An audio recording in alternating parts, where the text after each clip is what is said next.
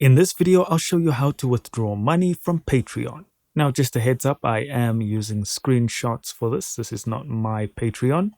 But first and foremost, of course, we want to be on our Patreon and we want to go to settings on the left and then billing and payouts. We'll scroll down and make sure that our payment method is set up. So our payout country and stating how exactly we'd like to be paid. So be it PayPal or direct deposit.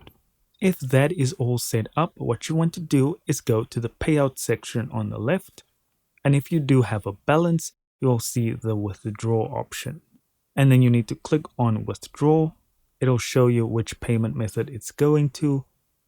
And if you need to change it, you can click on edit and then just hit confirm. And that's it. You are done. That is how you withdraw from Patreon. Guys, thank you so much for watching. Don't forget to hit like and subscribe, and I'll see you in the next video.